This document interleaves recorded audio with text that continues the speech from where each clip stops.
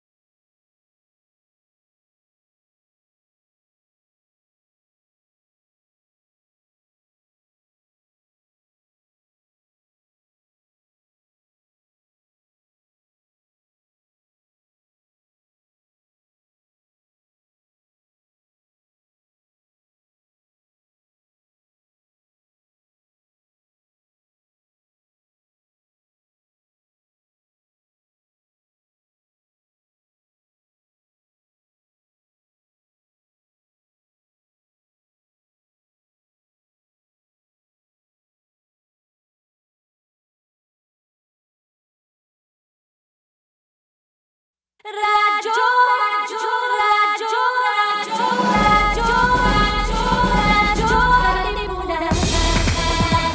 Radyo, Katipunan. Radyo, Katipunan.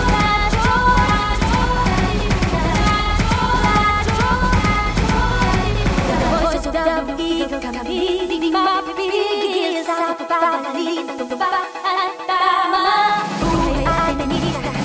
Sa labas ng eskwela, ating ibibida lahat ng pwera. Radyo,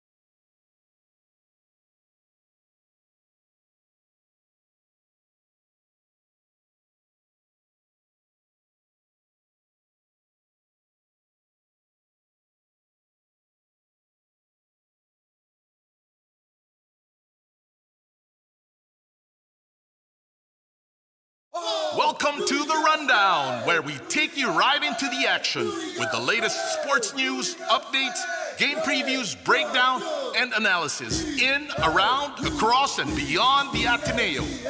And now, let's get ready to run down!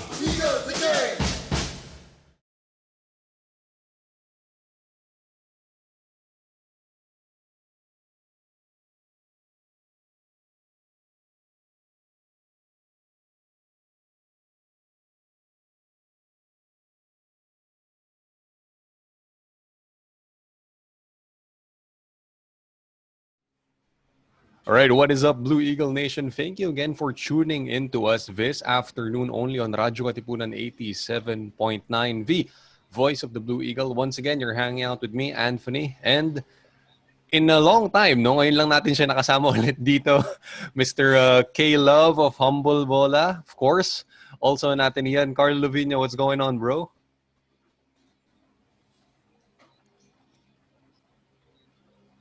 Good. Hope you're safe over there. Yes. Thank you. Ikaw rin. Hope you're doing all right yourself as well as your family, no? Karlo, for many of us na hoops fans, of course, ball is life, ball never stops. There's a sure. bubble going on right now in the NBA. Pero dito, walang bubble. It's bursted already kasi Yeah. maraming explosion. Maraming pasabog. Maraming pasabog na nangyayari ngayon. Walang bubble dito. Anyway, KLove, Uh-huh. let's start with V. Ito, pinakamalaking the biggest shocker that we've dealt with Yeah. over the past couple of days. Mhm. Tumasino tong bata na to. But Uh-huh. CJ Cancino flipping gold for maroon in few hours. Few hours lang. Yeah. Wha- KLove, what's your initial reaction to this? Well, number one, the fact that it happened, supposedly over the course of 24 hours. Let's be realistic about it. There was probably already talks going on for quite some time already. Hindi naman basta-basta makakuha ng release papers from UST. It's probably been happening for quite some time now. It's just that ngayon lang lumabas in one go. So, let's just get it out of the way. But hindi naman yan tipong isang araw lang magic. May papers na si CJ. Na-recruit na siya ng ano. I don't think it was anything like that. But my initial reaction was actually when news of CJ leaving UST first, surfaced. I thought to myself, UP makes the most sense. UP is the most sensible choice for him.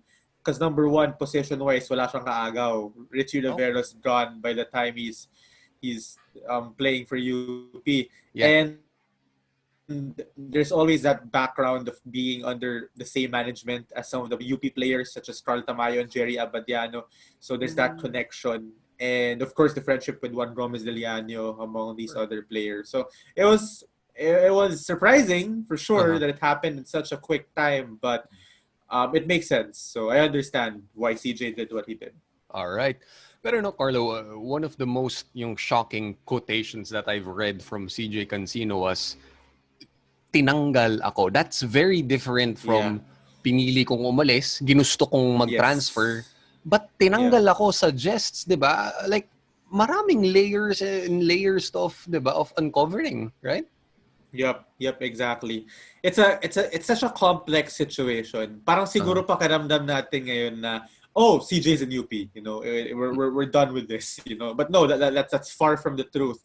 CJ going to UP is just one part of the domino. More and more parts of this domino are going to fall. This is a very messy situation for UST side. Na the very fact na sabi nga niya tinanggal siya. So that's an incredible accusation because he not only took out an elite player of CJ Cancino's caliber, but you also took out your team captain. You took out, the person who's been dubbed as a King Tiger. And from a purely PR perspective, ang laking gulo niyan. Yes. And so good luck to UST's management. I don't know how they're handling it right now. It's been a wild 48, 24 hours for them. So, we'll see. Lots of things to uncover. And so far, no, Karlo, the most pressing issue surrounding this is, we've read from some recent reports na UST, they may be liable daw of violating the IATF's ruling about, holding practices diba, elsewhere. Kasi nga, of course, here in Metro Manila, we're under quarantine.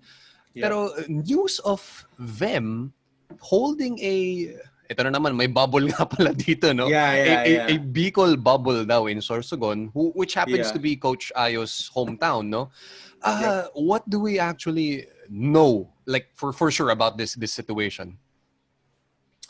Well, the thing with situations like this is it's very unlikely na amin yung UST agad that they held such a bubble because ang daming ang daming layers into admitting something like that, right? Because you're not only admitting na you broke a law, but you broke a law for basketball reasons. Yes. So, I mean, what is this? The new Manyanita is basketball practice now? So I don't know.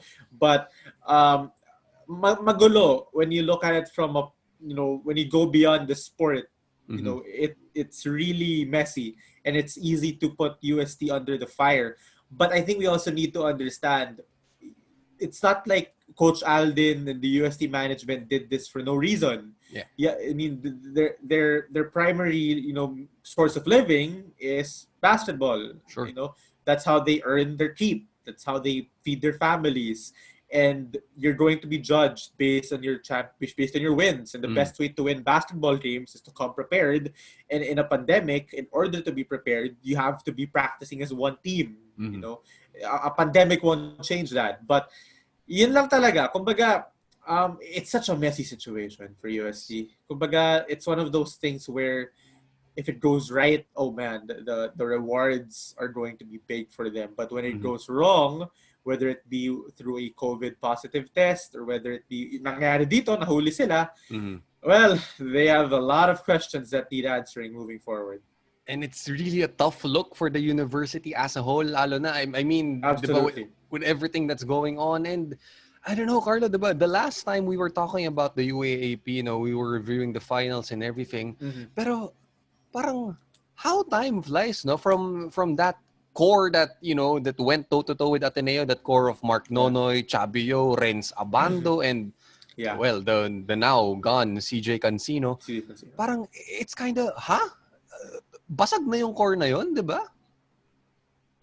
Well, I don't want to say basag because they only lost one part. I mean, presumably Mark Nonoy, Chabio, and Abando are still there. But it's a different era in España. That's for sure. I think that's one thing we can safely say. Kasi other than Cancino, Renzo Subido is also gone. Yeah. You know, that was actually one of the things they were grappling with before the pandemic hit. Who's their leader? Who is going to be next in line? As much as the leader is technically CJ, iba pa rin yung dala ng Renzo Subido. It's different when you have someone who can calm you down in the clutch, who can make decisions for you. And that's what UST lost when they lost Renzo Subido. And losing CJ Cancino only amplifies that problem even more because aside from not having a leader on the court, you're losing the biggest voice you have off the court. Yes. So you can say that, na yes, they still have their talent. They still have all of these tremendous basketball players. But from an organizational and cultural perspective, it's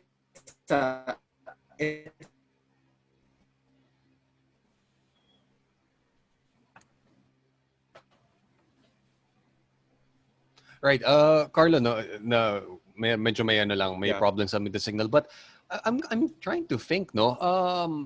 How will Coach Ayo now maneuver around? Okay, CJ Cancino, yeah, he's gone, but well, it's still one of your he's still one of your top wingmen, and then all of a sudden, okay, yeah, you have to deal with you know a lineup that doesn't quite resemble last year's that went to the final. So how do you think Coach Ayo is gonna move around with this current lineup that he has? He's going to find a way. Look, as much as under fire Coach Alden is in right now because of this Sorsogon Bicol bubble, whatever you want to call it, really good basketball coach. He is still an amazing architect of one of the rising programs in college basketball. So if we're talking about this from a purely, I think UST has anything to worry about. Okay. They lost CJ Cancino, but they do still have Renzo Bando. They still have Mark Nonoy. They still have Soliman Chabio. And a bunch of other good players down there in UST. So from a purely talent and basketball perspective, I think they'll be fine.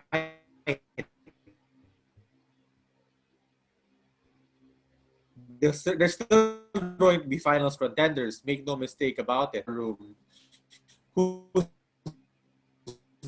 going to be their spiritual leader? You know,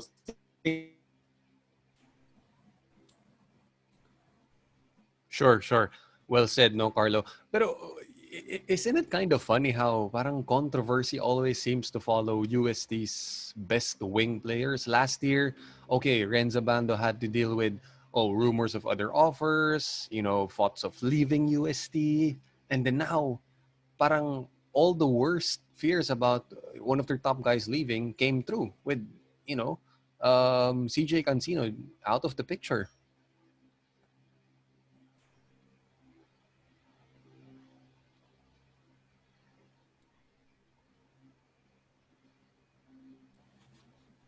Sorry, Anthony, what was...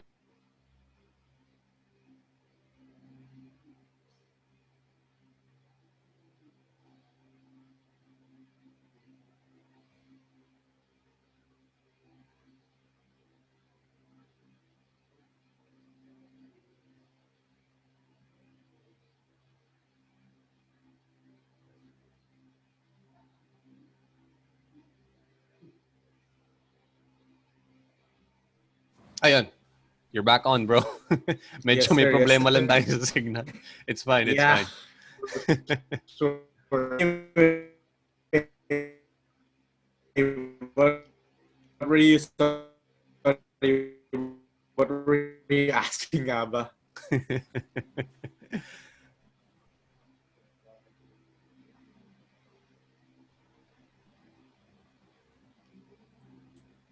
Sorry, what were you asking? Sorry. Oh, yeah. You know what, Karlo, no, it seems kind of funny how controversy always seems to follow UST's best wing players, right? From Renza Bando, he had some issues last year about, rumors of getting other offers from other schools, having thoughts of leaving the UST camp. And then now, parang all of a sudden, all their worst fears came through with, CJ Cancino gone from España, out of the picture.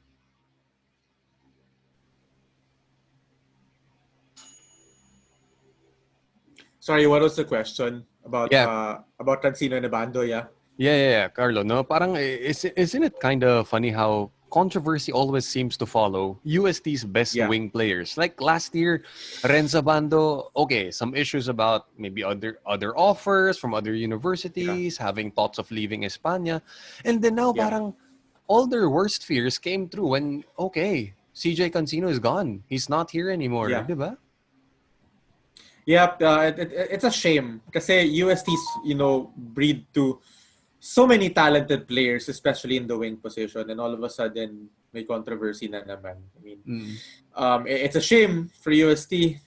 They were on such a rise, especially after the finals last year, then suddenly you face this type of problem again. True. And Carlo, no? Well, again, CJ Cancino is now gonna wear maroon in a couple of years' Yeah. time. Pero I wanna ask you, no, nag-trending kasi to sa Twitter. Which Twitter sales pitch among the UAAP stars? Nasa PR ka, alam mo to. Which Twitter sales pitch did you love the most about nung binabasa mo yun? Man, it was crazy. It was... Wala bang tampering rules sa UAAP? I think they should have tampering rules para walang tampering. Man, I'm probably gonna have to go with Sean Ildefonso here. Malakas si Sean. Malakas si Sean eh. Kumbaga, sinabi SM Advantage card lang kailangan mo. Ready na magbato ng branch ata ng SM.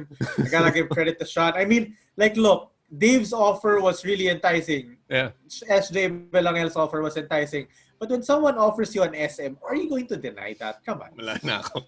Mala Bobby Ray Parks tong level na to. I gotta give it to Sean. Pero shout out as well to Harvey Pagsanan for trying out getting CJ in UE. Shoot for the stars. I love it. Pero parang ang natuwa ako nung si Juan Gomez de Leano, pinacomplete na yung sentence kay CJ, yung bro, the doors are always open, nowhere to go but up daw. Pero, 'di ba, sabi ni Cancino, basta babalik ka, bro. Pero ang hindi na lang daw nasulat doon, sabi ni Juan GDL, huwag kang mag-alala, pagbalik ko, bro, 4 na kaming magkakapatid na kalaro mo sa lineup. I think the Gomez de Llanos want the entire roster to be full of Gomez de Llanos. I mean, if someone gets to do that, that would be fun. Why not? Right? Pero Karlo, I wanted to key in on yung sinabi mo kanina. The fit appears to be seamless with CJ Cancino. Kasi sabi nga niya, parang okay, komportable ako dito sa UP. And I'm thinking, no, is it because Richie Rivero, for all the projections na, him and Kobe are gonna be so dominant on the wing, they've kind of been underwhelming, to say the least, in the seasons that they've been together. So, parang is UP in a way, trying to move on from another slashing wing to another slashing wing in CJ Cancino? Here's the thing. Cancino's a lot different from Richie. I know they get compared to a lot kasi parehas silang athletic. They're both, lanky wings. Yeah. And parehas silang pogi. Let's be honest. That's why the comparison will always be there. Yes. But the thing with CJ that people fail to appreciate is that he doesn't need to have the ball in his hands to produce. You can put him beside all of the Kiefer Ravenas, the Mark Nonoys, the SJ Pelangels, the third year Ravenas of the world. He will find a way to contribute. He is that good. Star players don't have to be ball dominant guys who need to drive the rack off isolation. They don't have to be like that. Yeah. There are players who are able to contribute by attacking off the catch, by cutting off different types of action, getting offensive rebounds, a very underrated skill. That's what CJ presents. So I know there are comments about there's only one ball. There are only 16 roster slots. There are only 48 minutes in a basketball game, which are all valid concerns.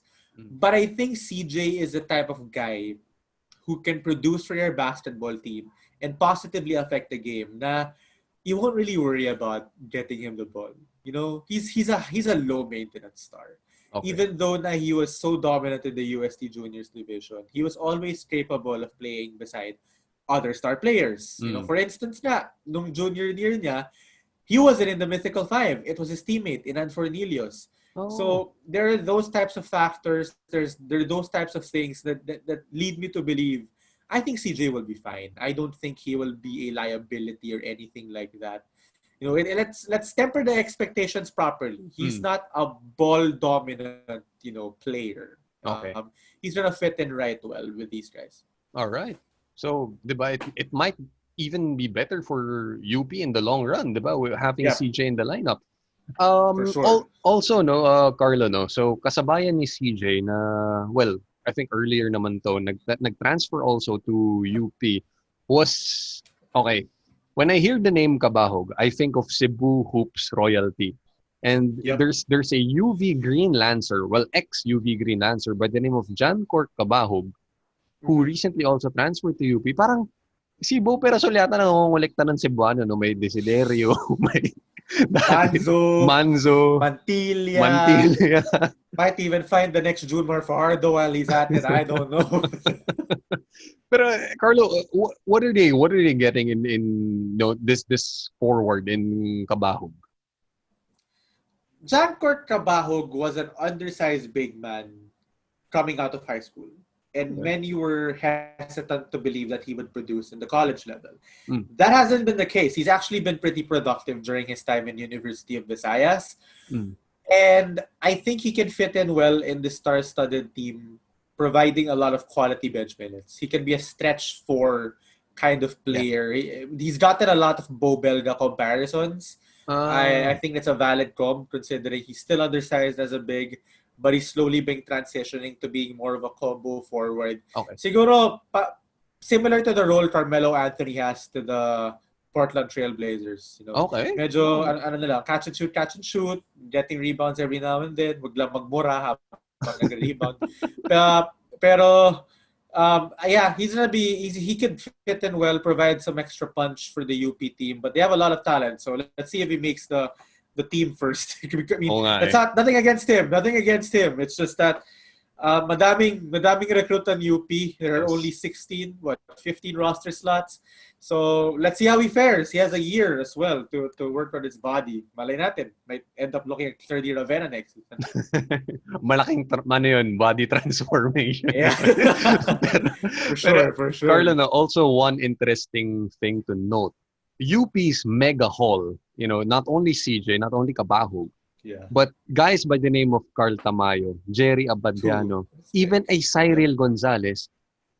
Karlo, all of them going maroon, pero sandali lang, no? It's the NU program that has experienced such a great subtraction, no? Parang UP's haul coincides with NU's demise. Because all these free guys, Tamayo, Jerry Abadiano, and Cyril Gonzalez came from the storied juniors program of Coach Goldwyn Monteverde.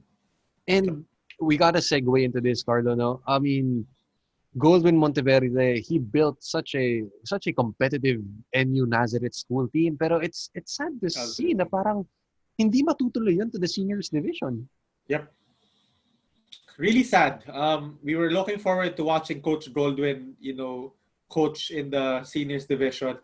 As you know, iba naman ang coaching sa juniors to seniors. I think lots of coaches have experienced that, from Ateneo's own coach Silva, even former Blue Eaglet legend Jamaica Rin. Yeah. They've experienced how tough it is.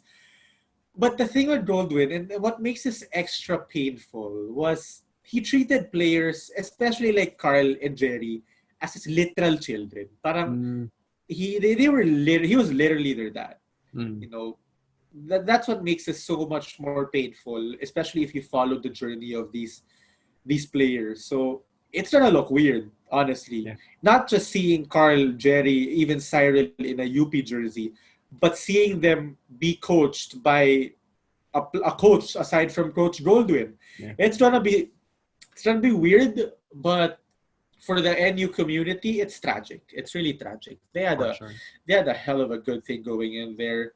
I know it's been shaky for the last few years, failing to make it to the Final Four for X amount of years now.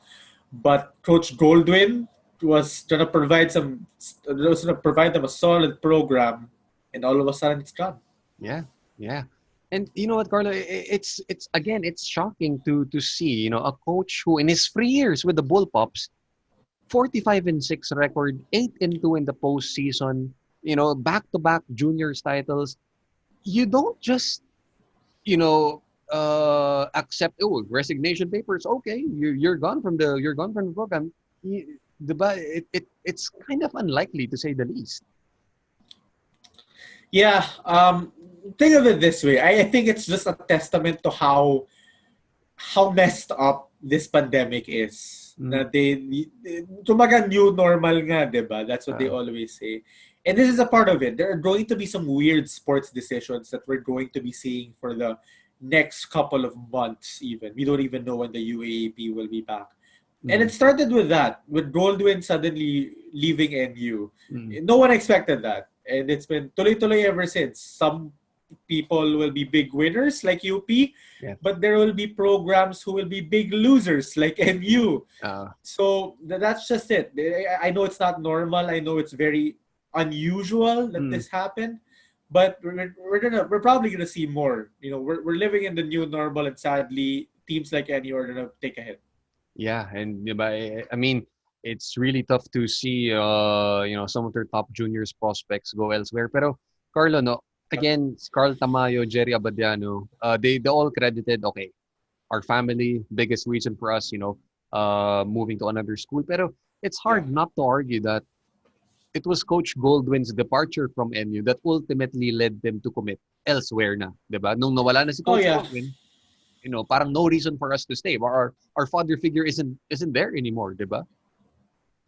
Yep, sabi nga nila, diba, family decision. Well, kasama na si Coach Goldwyn dun. And him leaving was a big part of that decision. And tragic talaga. Kasi I followed Jerry and Karl ever since 2016, when they were literally baby Falcons pa.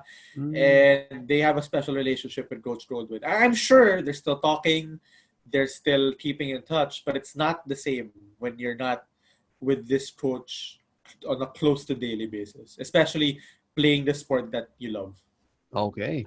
Tapos Karlo naman, okay. So Carl Tamayo, the 19-year-old 6'7" big, who is actually the second-ranked high school prospect based on the NBTC Final 24, no? Okay.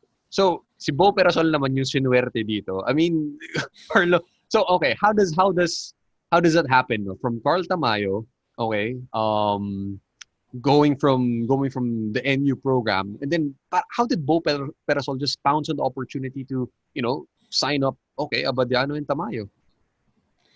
Here's the thing: as much as Ateneans, let's face it, as much as Ateneans love to hit on Coach Bo's,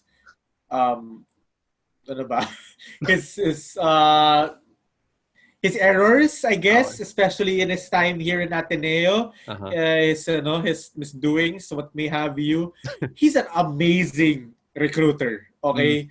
In fact, Nico Ramos asked me yesterday, where would Coach Bo rank as a recruiter? He's at least top two. He's probably number one, but if we're going to be nice about it, if you want to be a little bit more open-ended, he's at least top two. The thing with Coach Bo is that when you just talk to him, when you just talk to him as a media member, whoever else, he's so good at getting on your good side. He's so good at convincing you of this plan that he has for you. Now, it's another thing to have a plan and it's another thing to execute a plan. Yeah. But sometimes as players, especially in these recruiting pitches, you need that security. You need that feeling that you have someone who's going to support you and has direction for you. And Coach Bo and the UP management are so good at selling themselves. That's absolute credit to them. Yeah. That's not a hit at them. A big part of basketball is recruiting and selling yourself. Yeah. And man, the Nowhere to Go But Up Foundation, Coach Bo, all of these guys have done such a tremendous job with their recruitment. As a matter of fact, I'll say na Coach Bo's recruitment job in UP trumps what he did in Ateneo. And that's no easy feat considering all of the players that he got. But credits to Coach Bo. What a job. Just in this off-season alone with a pandemic. I mean, Yes. Amazing job to Coach Bo and his staff. Definitely, no, Karlo. And I think, no, what Coach Bo gets in Carl Tamayo is, I mean, kasi outside of Bright Akweti, they have such an absence of size and length at the 4 and 5. No, Yeah. because for a good number of games last season, it was the undersized Noah Webb who was starting for them for a good number of games. Diba? And now he's recovering from a torn meniscus. You don't have Javi GDL for a year. Tapos you Will Gozom, nag-transfer na to CSB. Gerson Prado, wala na rin. Pero sandali lang, napakalaking upgrade naman ng Carl Tamayo sa lineup na yun. Yeah. Well, I don't think they've lacked size per se. More of they've lacked super skilled players that are capable of playing heavy minutes. That's what they lacked. And what they get with Carl is a player who can play not only center, he's 6'7" for crying out loud, but he could also end up playing as a power forward beside Bright because of his shooting ability. They got themselves arguably the best post player in high school basketball for the last decade. He even more polished than Kai Soto. Kai dominated with his height. I mean, of course, he was also skilled, but Carl dominated the high school division by having the most polished post game we've seen in quite some time. Wow. He's such a good player. Yeah.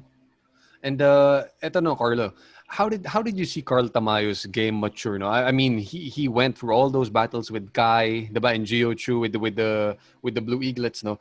Pero Carl Tamayo's game, parang I've heard si Coach Enzo no talk about him, and he said na Tamayo reminds him so much of a young Kirby Raimundo. You agree with that? Oh, I love that comparison. I love that comparison. We keep on saying Arvin Tolentino, which is valid, I guess, because both of them love to score. But I think Kirby Raimundo is a tremendous comparison. Tamayo's, I don't want to call him an old school big man. You can call him an old school power forward, but he's capable of playing center because he's a big and athletic player. Yeah. I like the Kirby Raimundo comparison. He's a skilled offensive player, can play in the low block. He's a big addition for the UP Fighting Maroons. For sure. And, we got to talk about his former NU Nazareth School partner over there, Jerry Abadiano. Now, Karlo, of course, that guard rotation of UP, it's going to be stacked and loaded right now. Pero what role do you eventually see Jerry Abadiano fulfilling for the Maroons when he does become eligible na?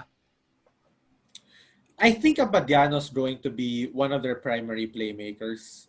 Looking at off the top of my head looking at their list of guards, I think he could be the starting point guard even, moving forward. I think he's that talented. And more than the talent, it's the championship IQ, championship caliber attitude that he got from Coach Goldwyn.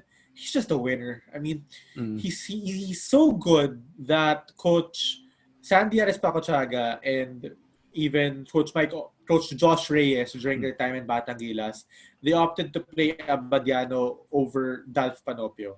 That was met with criticism because Dalf Panopio is such a big name, but Abadiano is that good.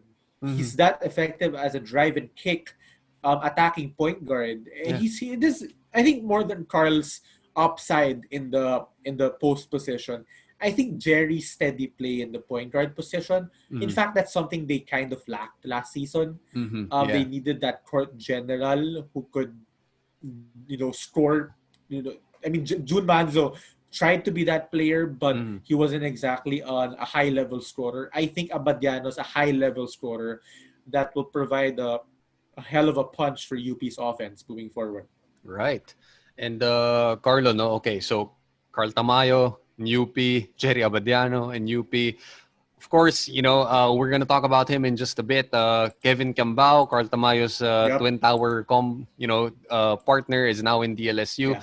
Pero who do you think is going to win? Because I think they're in a tug of war right now. Who do you think is going to win that tug of war for a guy named Terence Fortea, who is, I think, the last bullpup na lang na iniintay nila kung kanino mapupunta? The lazy answer is UP. Okay. I say lazy because that's probably the team most people will think that Terence might go to. But watch out for Adamson. Watch out for Adamson because they need a player of Terence Fortea's caliber.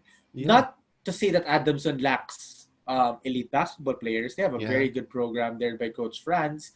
But Terence is such a dynamic creator and a dynamic shot maker. And they need that type of guy. They need that player na makapal yung mukha who's willing to score off a million crossovers just because he can. You need those guys in basketball.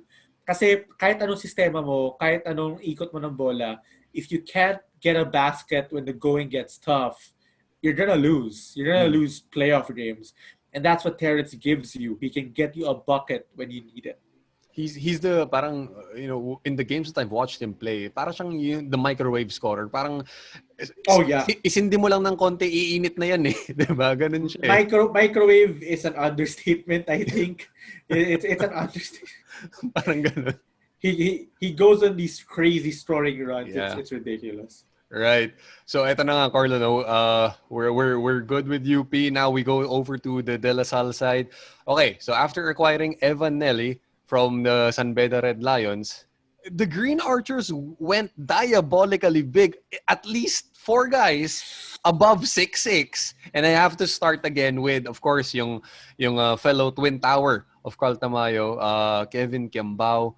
Now, Karlo, Kevin Cambao, when I compare him to Carl Tamayo, I see he's a lot burlier. He's a lot heavier than what Carl is.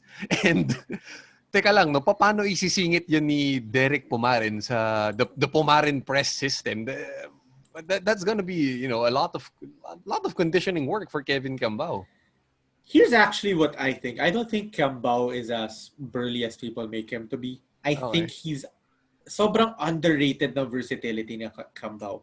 And more than his versatility, I think it's the amount of work that he's put into his body over the last years. He was burly during season 81 when he was going up against Kai and Gio Chu in the Blue Eaglets. And quite frankly, he needed the heft if he was going up against Kai Soto and Gio Chu. Yeah. But he lost a tremendous amount of weight and packed some muscle over that year. And what we saw from Cambao during the past season was a versatile big man who can conceivably grab a rebound, run the floor, set up a play, and pass the ball to a streaking guard or a trailing big man like Carl Tamayo for an easy basket. Kumbaga, the comparison people have been giving, Draymond Green.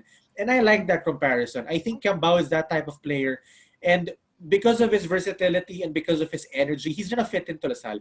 Kasi for all of their big men, I think no one trumps the energy and the motor of Cambao. His upside may be limited compared to these other players, but he plays winning basketball, and you can't discount that.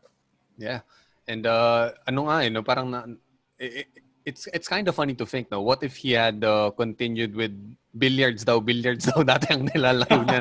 Napakalaking billiards player nun. Diyos ko Laking po. billiard player nun. Pero Madaya. pag yuko lang no, Karlo, nandun na sa kalahati ng Messi. Pero just to think about, the players whom Kevin Cambao Mismo. will be sharing the LaSalle colors with. I know he won't get to play. Unfortunate lang, he won't get to play with Justin Baltazar. Pero Karlo, what is Justin Baltazar as a mentor going to, what's the main thing that he's gonna help Kevin Cambao add something new to his overall game?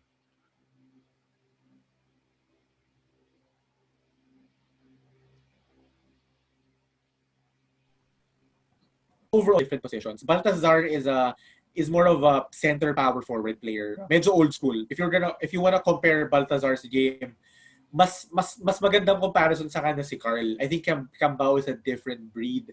I think what Baltazar will provide to Cambao will be adjusting to the culture in LaSalle. Both players are under, if I'm not mistaken, they're under same management. They're under the same Pampanga stable that's been well known. So, and both of them came from NU. So adjusting to that culture in LaSalle, the academics, and just the basketball culture, of course, of LaSalle. It's a different breed. I think that's gonna be the value of Justin Baltazar to Kevin Cambao and how he adjusts to their culture over there in Taft. Okay. And then joining Kevin Cambao naman also in their big men lineup is a guy by the name of Paul Turco, who I've been reading na he reminds them of a very young Yutien Andrada with the length alone. So I'm imagining a really, really, really tall De La Salle lineup for years to come. Kumbaga, dati they had a security agency. I think they now want to build the wall that Stan Van Gundy had envisioned when he was with the Detroit Pistons. Well, from a basketball perspective, ang dami nilang big men. Yeah. So you really don't know how they're going to distribute that. So let's see. Let's wait and see. They have a ton of bigs. I mean, they haven't even talked about Michael Policarpio. But that's another big man that LaSalle has. So I don't know. Maybe Kevin Cambao suddenly learns how to play point guard. I don't know. Let's see what they have there in store. I mean, we all know Coach Derek Pomarin has done some pretty crazy stuff over the last year. So let's see. And meron pa nga, no, Karlo, we haven't talked about these, a pair of 6'7", 6'8" Phil-Am brothers, no, Michael Phillips and his brother Ben. So, isa pa yun na isisingit mo sa shuffle. Pero here's a De La Salle recruit whom I know is going to have the easiest transition playing big-time college ball because he has, a dad who played Pro Bowl for I don't know how many seasons, played in the national team, a guy by the name of Ice Blanco. And does he have the same free and D skill set as his dad, Don Ontiveros? Well, I think it's important to temper the expectations. Now, just because he's connected to Don Hontiveros doesn't automatically mean that he will be like Don Hontiveros. That's an NPBA legend that we have over there in Don. As a matter of fact, some LaSallians were rather surprised when Ice Hontiveros was reportedly going to LaSalle. Nabigla sila, like, whoa. It was out of nowhere, not in their radar. But he has good size. He has good size to play the wing position. Yeah. Might transition into guard moving forward. Let's see how they play that out. But it's I don't want to say confusing, but it's a rather startling move by LaSalle to pick up Ice Hontiveros. Let's see what they have here. Okay. He's an unproven prospect. That doesn't mean he's not good. Yeah. It's just that he has a lot to prove because he's joining a stacked LaSalle team that keeps on adding. Parang nag-competition ata sila ng UP, padamihan ng recruits. So, let's see. There was a surprising, actually. That's an under-the-radar move that happened the last few weeks. Yun nga, and it kind of becomes a double-edged sword. If you're carrying the name of, a former pro, parang Yeah. in a sense, okay, it helps you get faster to where you want to be, but at the same time, Yeah. it's a tad more pressure on a young guy's shoulders. Tama yun, tama. Kumbaga, yeah, you have to feel for the kid as well, because I'm pretty sure he's tired of getting compared to his dad all the time. He probably wants to play differently compared to his dad. But too bad you have Hontiveros at the back of your jersey. You're gonna have to live based on those expectations. But yeah, it's gonna be tough for the kid playing in a La Salle environment that's high pressure. Tapos pangalan mo pa Hontiveros. Yep. You just have to hope for the best for him. Kasi that's the worst. I mean, look, 3D, I'm pretty sure, and Kiefer had to face this with having to live in the shadow of their dad, Bong. So, and the same thing's happening here with Ice. People are expecting him to be as good, or if not better than his dad. But let's relax. The Don Hontiveros comparisons will not end, but let's be responsible viewers of the game, and let's see him grow according to how he wants to grow and how he really is. Okay. But one thing's for sure, Karlo, he has been growing his hair out. Na uso na naman ngayon yung afro na kulot. So, okay. Wala naman atang haircut rule sa Lasal. I think he'll be fine. All right. Meanwhile naman, Karlo, your school who is your front runner for the Terence Forte sweepstakes, no? Okay, Adamson. So meanwhile, De La Salle's former coach Franz Pomaren, is quietly making moves of his own. So he gets a pair of, pretty good knockdown shooters. One is Ateneo High School's team captain, Joaquin Malin, and then he gets a Filipino-Italian by the name of Roger De Los Reyes. What do you think of these moves? Well, if there's something about Coach Franz, he works so quietly, and all of a sudden you'll just find out he has these recruits in hand. And we find out that, wow, these guys play so well. Yeah. We saw that with Jerick Hanmisi, Sean Manganti, even Jerome Lastimosa. These dudes were not on the radars when it came to high-profile guys. Same for Hanmisi siguro, just because of the affiliation with his brother. The Malin pickup was surprising to me, because I personally expected him to stay in Ateneo, stay in Glory B. That's the route that most of these Blue Eagles have been taking. But this is a brave move by Wax. Credit to him to spread his wings quite literally and turn from Eagle to Falcon. Niloloko nga siya ni Fort Street Padrigal, King Falcon na raw. I think everyone's going to be calling him King Falcon, all of the Ateneans. Pero this is a brave move for him. And he's the type of guy that Coach Franz would have fun developing. Long arms. He has good height to play the wing position. High IQ, plays defense. He just needs to bulk up. He's a little bit on the thin side. He needs to add some muscle. And maybe if Coach Franz is able to truly develop him, he's going to be producing for these Falcons. He's going to be a great 3-and-D wing for them. All right.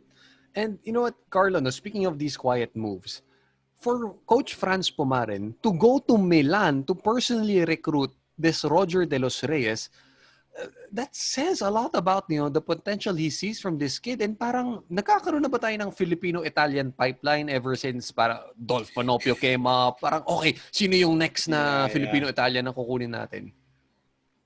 There's a big Filipino community in Italy that I don't think people talk about enough.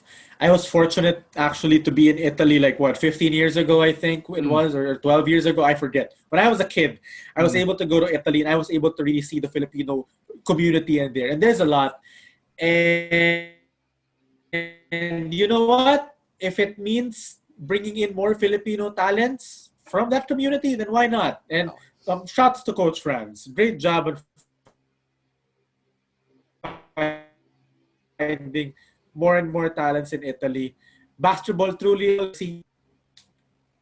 Yeah, definitely, And what Coach Franz was speaking about when he was speaking about this Roger De Los Reyes, okay, given good shooter from the outside.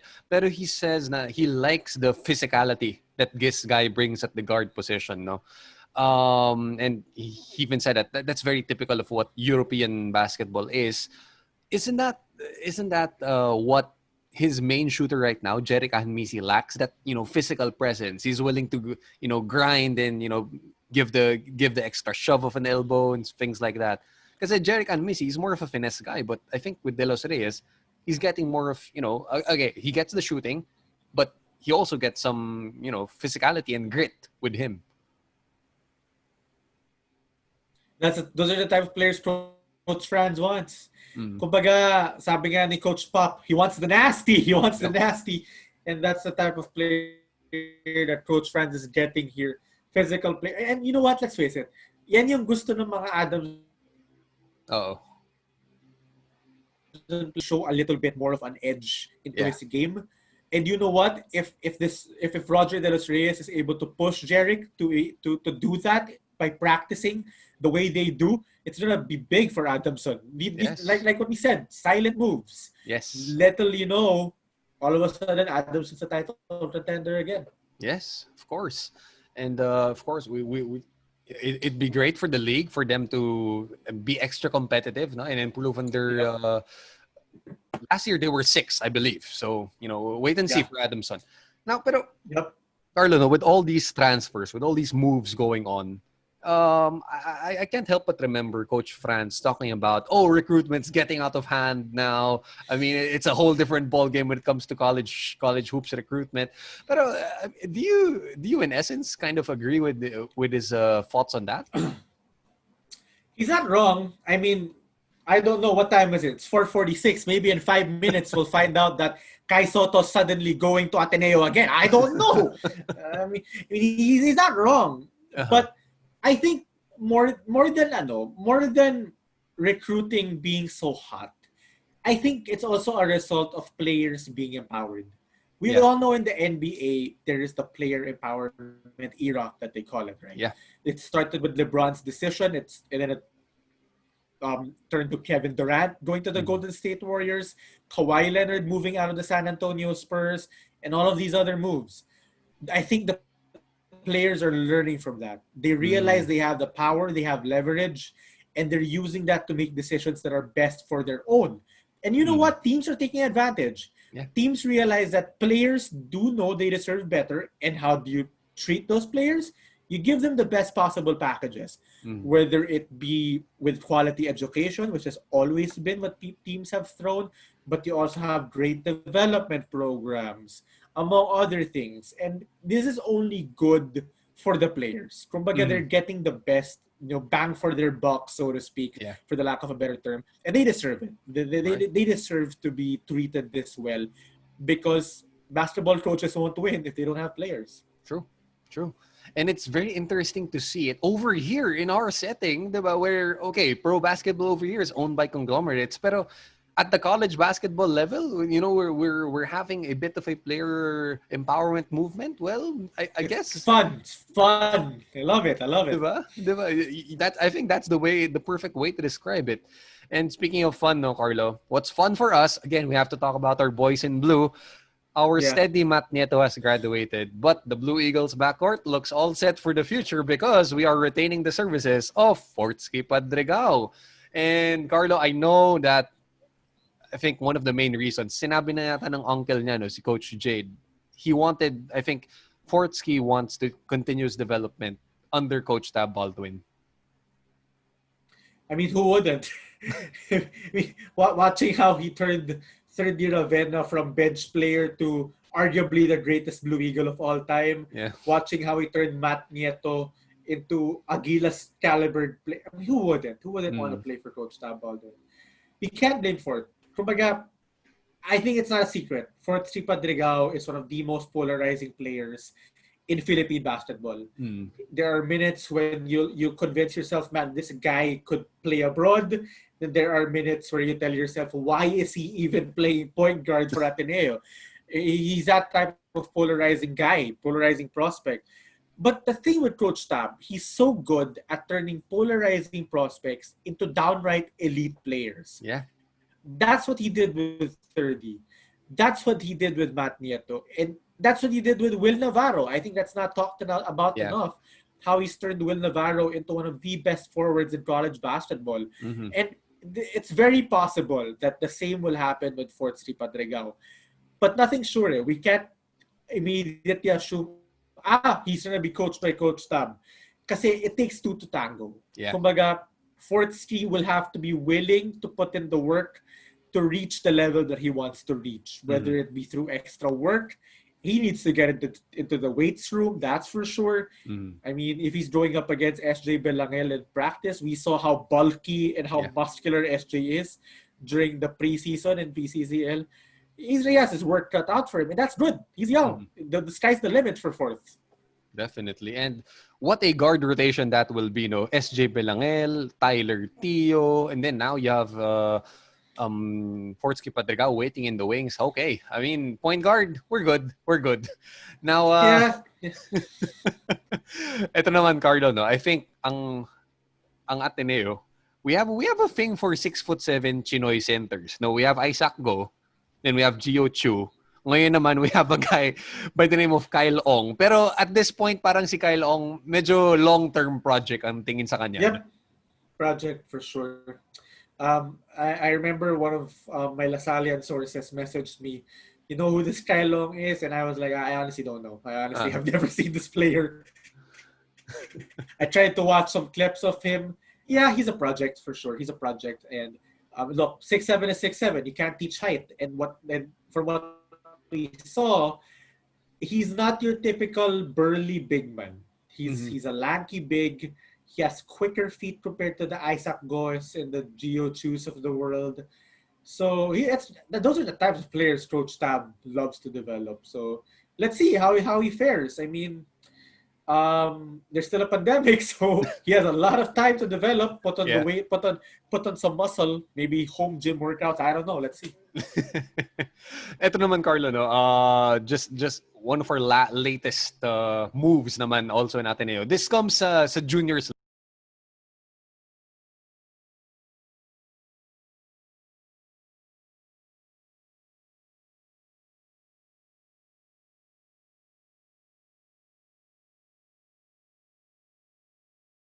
A player of a given name. Pero what do you think about Ken Toffin playing club basketball in New Zealand, and for sure when he comes back to the UAP, if he returns to the FEU Tamaraos, teka lang, Ken Toffin's already experienced playing high-level club basketball, and you put him back in the UAP?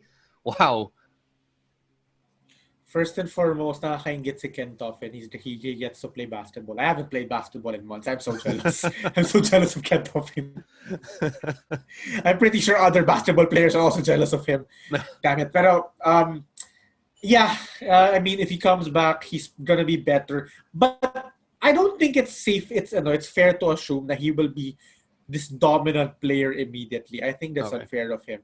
He's gonna be he's gonna be a more mature basketball player when he goes back here. Kasi more than getting to play with older players and getting better as a result, you also get more mature. You also become smarter. You see things you wouldn't see normally in a basketball court. And I think that experience, if he goes back to FEU, he's going to bring that to them. And you know what? The FEU program, watch out for them. They are a sleeping beast that if you do not keep your eye on them, you're going to regret it. Like, I know they haven't been making big moves, but that program has been the most steady program for the past, 15 years? They've almost always been in the Final Four. Yeah. They've been consistent with their development of pro players. Watch out for them. They have something special over there in FEU. Don't be surprised if Ateneo sees them in the finals. Okay, wow. Big projections, no? And sige, Karlo, we've talked about all these big moves, all these, the recruitment sweepstakes ika nga sa UAAP. Okay, before we end our hoop talk for this afternoon, Karlo, who is your big winner of the UAAP 2020 off-season sweepstakes? UP, it's gotta be UP. It's gotta be UP. It's trying to be UP. It's trying to be UP. Congrats to them. Yeah. What a haul. To do this in the middle of a pandemic and to go from where do we go here? The Gomez de Llanos are gone. We're losing all of these players. And you suddenly have Carl Tamayo, Jerry Abadiano, CJ Cancino, and I don't know, they might even try to get Kai Soto. They've gotten so many good players. It's incredible.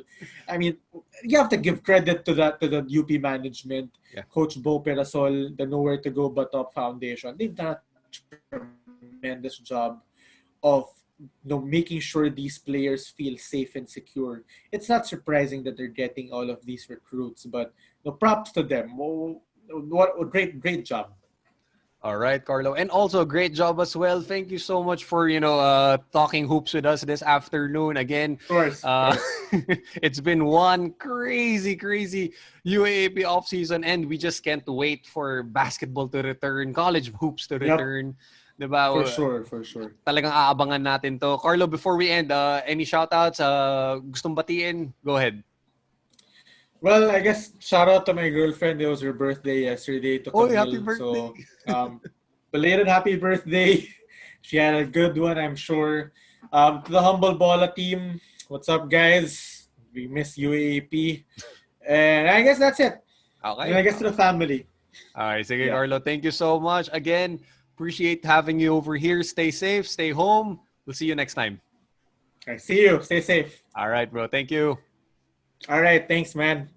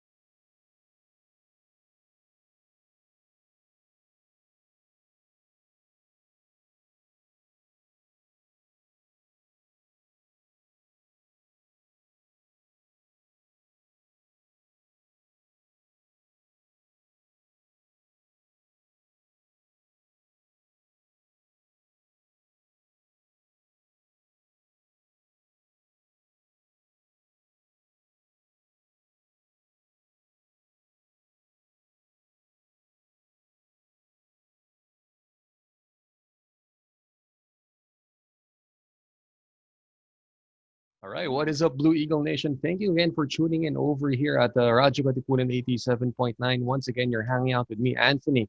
And for this special episode, I just want to give a big Texas howdy and a warm Philippine welcome to the latest addition to our Ateneo Lady Eagles soccer program. Ashley David, what's going on, Ashley? Hello, thank you for having me.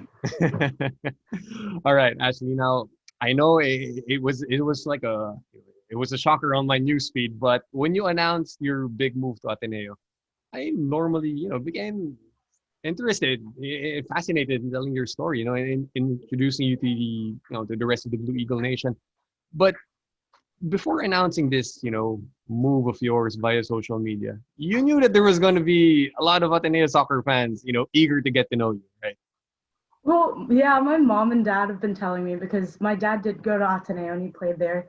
So he was like, yeah, like they're going to love you there. Like a Filipino American raised in America. And I was like I visit the Philippines, but like they've never like treated me any differently. Everybody treats me like family, but they're like, no, it's going to be very different. And I was like, how? Then I posted something on Twitter. Next thing you know, I was expecting like 30 likes. I don't post anything on Twitter or anything. So it's a big change. But how is it? I'm sure there's been overwhelming support. I mean, pouring out on Twitter. How Yeah, is it? How are you people- taking all of this?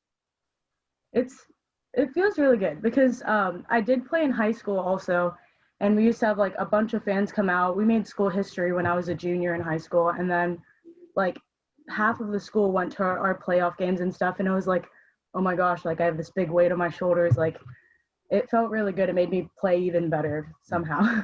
All right. And I'm pretty sure, Ateneo soccer fans are going to be, raring for you to, don the blue and white and see your stuff on the field. But actually, you mentioned that you were transferring to Ateneo. So were you already playing collegiate soccer prior to Ateneo? No, I wasn't. So I took I was just gonna quit soccer completely because most of the offers that I received when I was a senior, because I didn't start playing at like a very high level until my senior year. I played DA, which is the Development Academy for U.S. Soccer, but by that time, like most seniors are already committed in the U.S. So it was just a little bit harder for me to like get a good offer that also like had my major. So I just hadn't committed to anywhere, and I just like thought, oh, I'd rather just quit soccer and do a major that I like, because like I'm gonna be doing the job that I want the rest of my life. Mm-hmm. So I chose to quit for a year, and then I just I stayed near home. I was 30 minutes away, and I just felt like I was kind of stuck in the same place. Like I lived in the same home for all of my life, and I just wanted to change. And I thought, oh, like my dad's been talking about Ateneo. My friend Bea, she's been talking about Ateneo, and she's like, I really want you to come and play. So we started looking into that, and this unraveled. So Okay. But how was it exactly? How did you, express your interest in playing for the team? How did you come in contact with them? So Bea had been asking me to come play for Ateneo since high school. Okay. And like it always been like, oh yeah, like that'd be fun. But then I was just I was scared. Like moving from Texas all the way to the Philippines, it's insane. Like 13-hour time difference, very different cultures and everything. But then at the end of the day, I kind of think of it like my Lily James moment, like my like the Mamma Mia reference. She went all the way to Greece, and it's like, I'm not a coward. I want to go. I want to experience it. I want to live my life, and I want to take a risk. So I was just ready to go. Right. Great story, by the way. But I just wanna key in on what you mentioned a while ago, that your father, in fact, did play soccer for Ateneo. Yes. Was that like the ultimate contributing factor to making this decision to go ahead to Ateneo? Pretty much. Like he's very convincing. Like at first he's very scared because of COVID, so that was also a big factor. We were very scared about it, but we know the first semester is online, and like hopefully COVID isn't like a 4-year thing. Hopefully I can actually go to the Philippines and play pretty soon. But he actually brought a UAAP championship. I don't know if that's the right acronym. Yes. Yeah, but he brought a championship with his brother also. So I'm hoping that maybe I could do the same. It'd be pretty cool because I know that Ateneo hasn't won one yet. Yes. But it'd be pretty fun if I can contribute to the team and help with that. But wait a minute, which year was this actually when him and his brother played on the team? Would you know? I have no idea. My dad's 59, if that helps. Okay, I'm kind of doing the math, but I just can't compute it. Yeah, but not really. Yeah. But anyways, though, were there other Filipino universities that offered you any scholarships out there? Gave you interest? Gave you a look? Not really. Not in the Philippines, because I didn't really look in the Philippines until Bea said something. And the only school I was really interested in going to was Ateneo, because that's where my dad went. Best decision, I think so. It's like, yeah, my alma mater. But actually, apart from, of course, meeting team officials, coaches, and have your new teammates hosted any Zoom welcome parties yet, or things like that? We have had some team bonding, to say the least. Like it's really fun. It's kind of funny because like when they're all like partying, watching movies and stuff, I'm like it's so early here. Like I'm not energetic yet. I just woke up. But everyone's been very welcoming, very nice. Whenever some of the coaches talk in Tagalog, they're like, oh, this is what he's saying. Because I'm like, I don't know Tagalog that well yet. Like, I know some things, but not the soccer terminology just yet. Okay, but I think you're gonna get up to speed with it as the days go by, just listening to it, getting your ear in tune with it. But okay, Keller, Texas to Manila, Philippines. Not only is that gonna be a long, long flight, but it's like what you mentioned, it's a whole world away, right? Yeah. I mean, from everything that you know, but Okay, you've visited the country. I think from time to time you do, right? Yeah, Okay, I but think I've been like 4 times. okay, not bad. But Yeah. what what are you most excited about in terms of learning more about Ateneo or Philippine culture in general? Ugh, it's like bad, but I'm really excited for the beach because the closest beach in Texas is like a 10-hour drive, so that's Right. really far. But obviously the beach, learning more about all the different foods. I love food. I love Mm, trying new foods because like my mom really got me into traveling, and we've been to so many different places. So I feel like it's like, oh yeah, I know like her cultural food because they where'd she grow up? I don't think I'm a oh, bad person. I don't know. it's okay. No, but I know like her specific like food group because she always cooks. But it's like there's so many different places in the Philippines, so many different like dialects, so many different like things, and I want to learn about all of it because Mm. it's like it's my heritage. I want to know so much more. It's great, and it's great to hear from someone again who is Filipino American. Your instant surroundings is you know very Texan, right? Very Southwest. But again, just for you to get have this open mind of embracing what Filipino culture is. That's really something cool. I mean, they say if you really want to get a glimpse of what the classic Filipiniana culture is, you got to get away from the big city. Like Manila can only offer you so much because it's Yeah, but when you want to experience the beaches, I mean, all these local cuisines and everything. I'm pretty much sure you'll enjoy visiting all these far flung provinces you never heard of, and hmm just experiencing everything that it has to offer, right? yeah. I'm super excited. Like I'm probably anytime we don't have games or anything like. Oh, where's Ashley? Oh, she's at this island. She's in Tagaytay. She's like wherever. But of course, it's gonna have to wait a bit with the COVID situation still over here, still looming Yeah, over our heads. But hopefully though, you could come over soon. But I hope so. all right, Ashley. So I was able to go over some highlight tapes of yours, and I think you had a penalty shutout game, huh? Yeah, I Is that one of did. the best games you've played? Honestly, it was probably the best game of my whole entire life. Wow. Yeah. Wow. When was this though? It was almost 2 years ago. It was Okay. when I was a junior. It was when we made the world or not world record. I wish, or like record for our I can't speak school when we Okay. made school history for our high school. But that was our second round of playoffs, Mm. and we haven't been to third round of playoffs in like 5 years. Oh, And yeah, because everyone in our district's really good. yeah, yeah. So, Okay. yeah.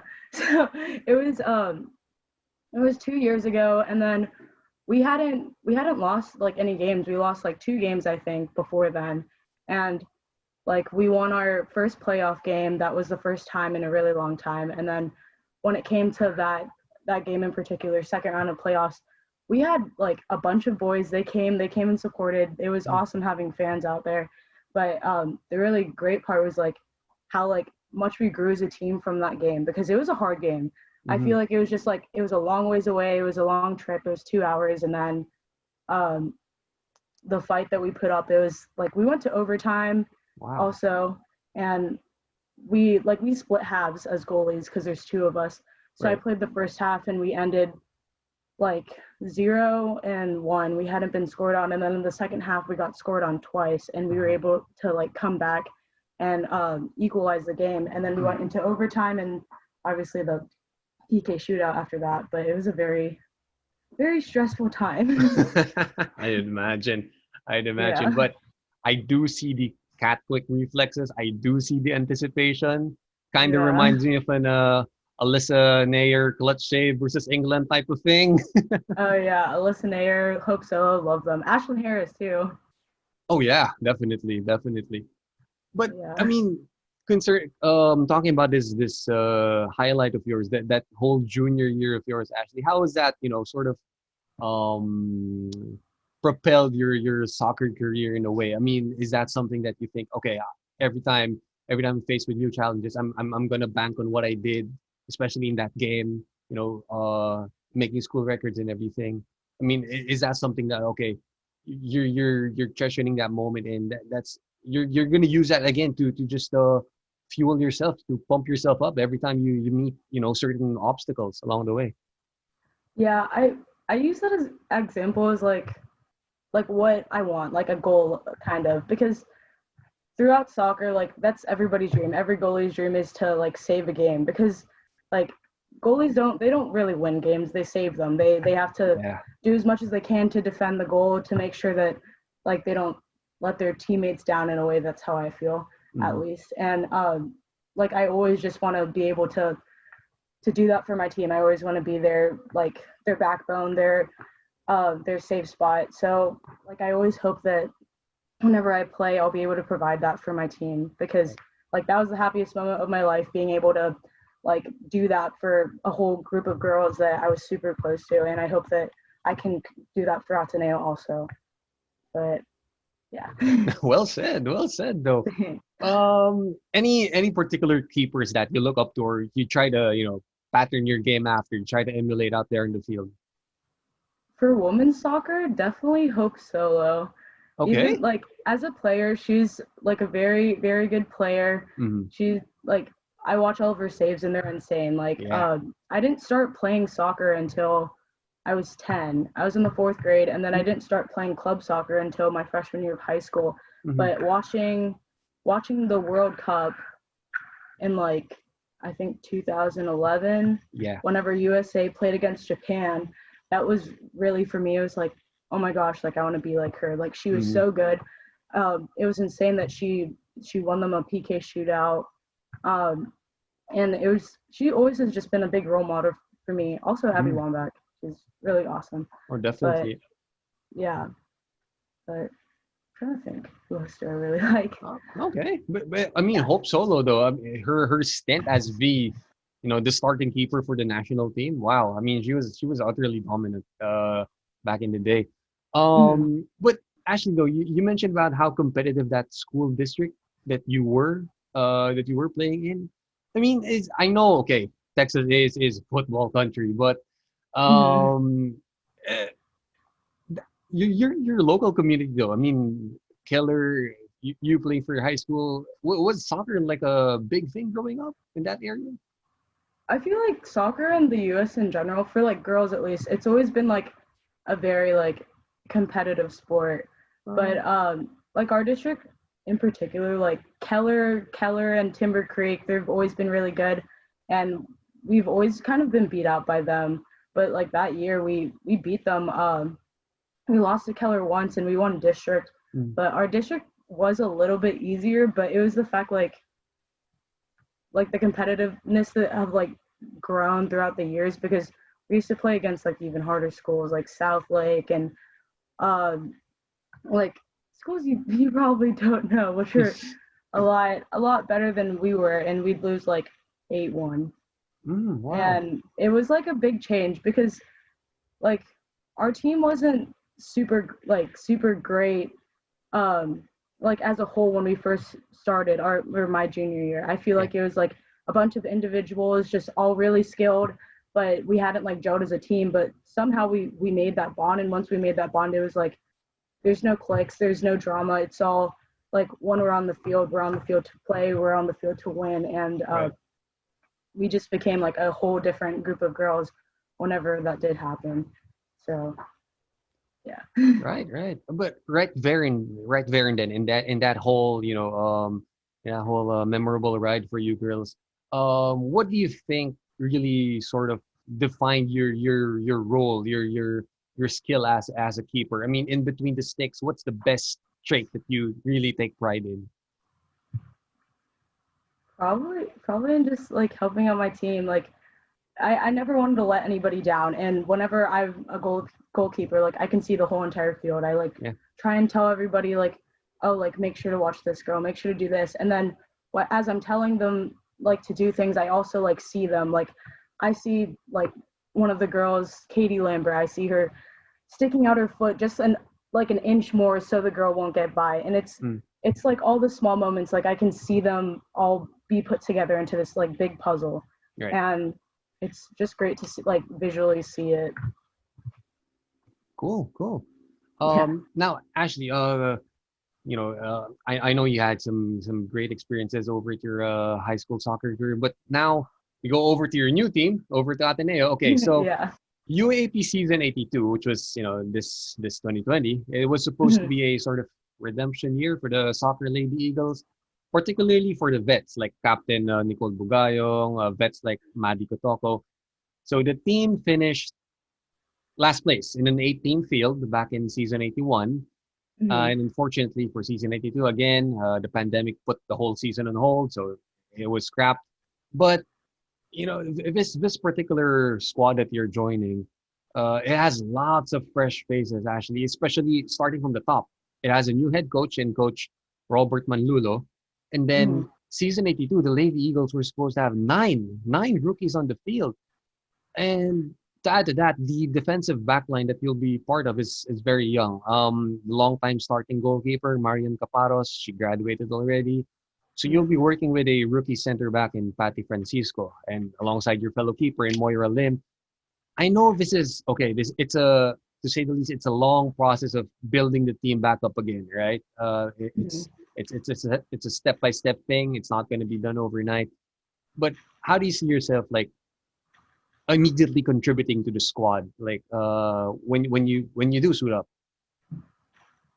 Well, usually whenever I talk to new people, I'm very friendly, I feel like, and I'm very like outgoing. So whenever I meet new people, I try to make sure that like everyone's included, everybody's like wanting to be there, wanting to be more involved.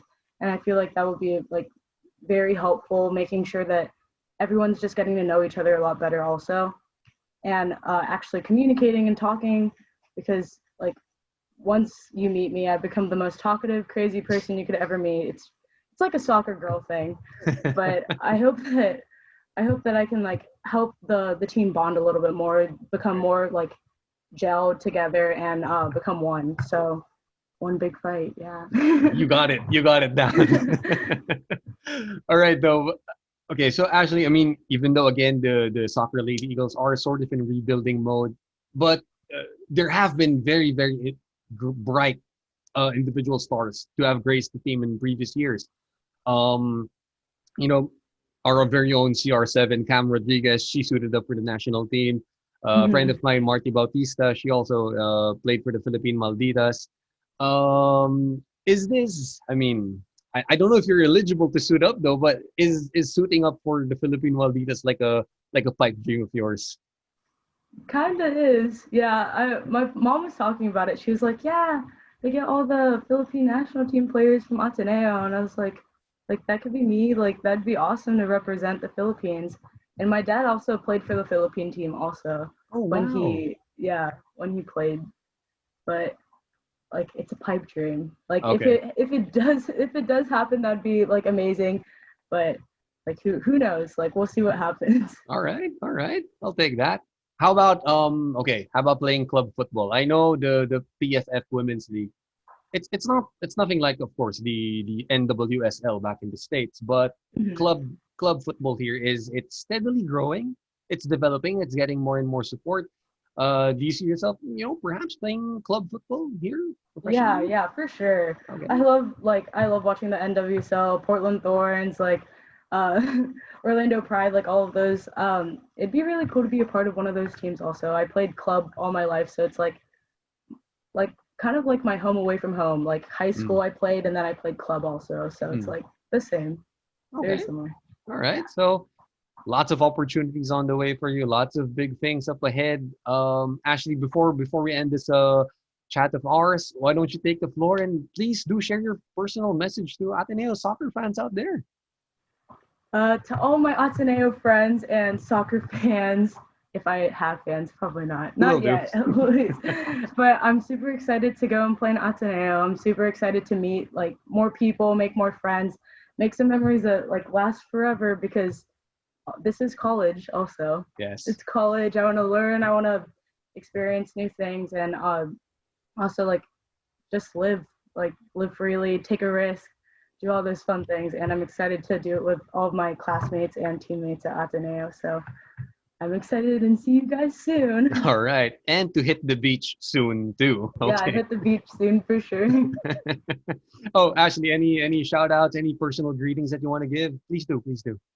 Shout out to my mom and my dad for always supporting me, and my sister, my whole entire family, because I know my mom's gonna make everybody watch this. When it goes up, she will. Yeah. Yeah, she's gonna be like, look, Facebook, all of her friends from work too, and I'm gonna be like, oh, I can't show my face at your work anymore. All right.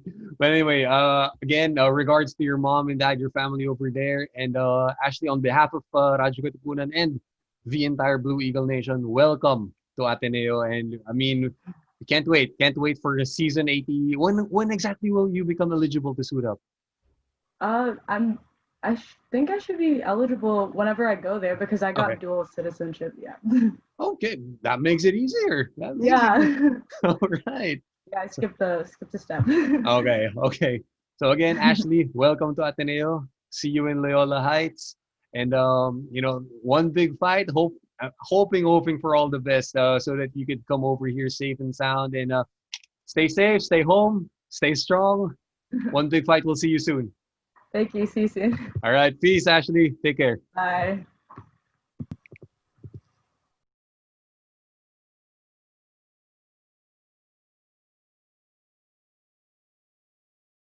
Welcome to the Rundown, where we take you right into the action with the latest sports news, updates, game previews, breakdown, and analysis in, around, across, and beyond the Ateneo. And now, let's get ready to run down!